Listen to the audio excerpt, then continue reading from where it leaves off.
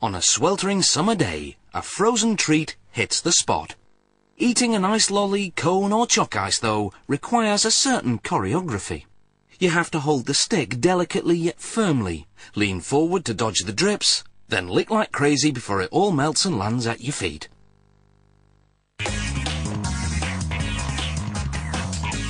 The outer shell of these ice cream-filled lollies starts with a transparent base, made of water, liquid sugar, corn syrup, citric acid, and a stabilizer.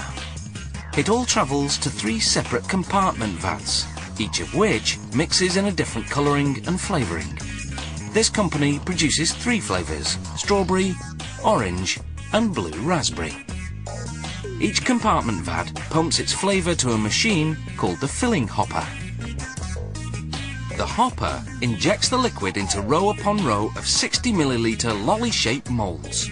This production line has 340 moulds in continuous motion.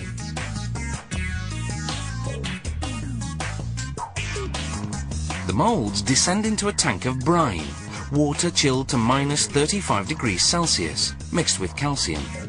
Calcium works like antifreeze, keeping the water liquid despite the below freezing temperature. As the moulds travel through the ice-cold brine, the liquid freezes from the outside inward, creating a shell that will encase the lolly's ice cream filling. Once the shell is 3 millimeters thick, a machine called a suction evacuator removes the unfrozen liquid and feeds it back into the filling hopper to be re-injected at the start of the line.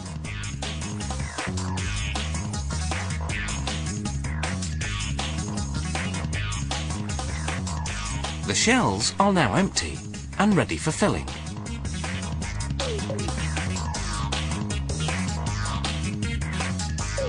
The ice cream filling is made of milk products blended with liquid cane sugar, corn syrup, stabilizers, and emulsifiers to puff up the consistency.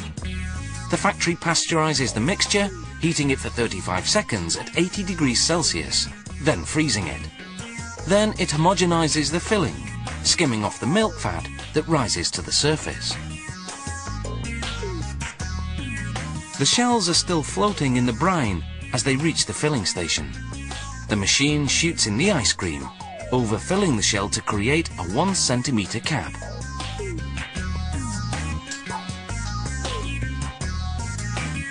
The ice cream begins to harden in the cold brine. Once it reaches a semi-frozen state, a machine appropriately called the stick inserter places a wooden stick into each mould.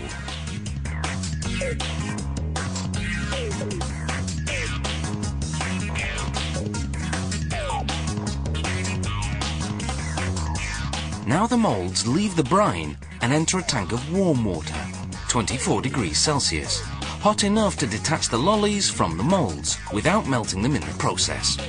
From initial injection to final extraction, it's been just 7 minutes.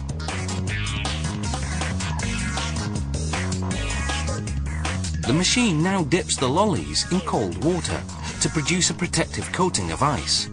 This will keep the surface from sticking to the wrapper. It will also lengthen the product's shelf life. The machine deposits the lolly into a continuous stream of paper wrapping. Heating elements seal the wrapper on the top and in between. Then a slicer cuts them apart. The empty moulds go through an automatic wash and rinse cycle on their way back to the start of the line. These moulds are for making chocolate fudge bars. The production process is the same, except that the shell is fudge flavoured, made from milk solids and chocolate powder. And instead of ice cream in the centre, there's a chewy chocolate syrup.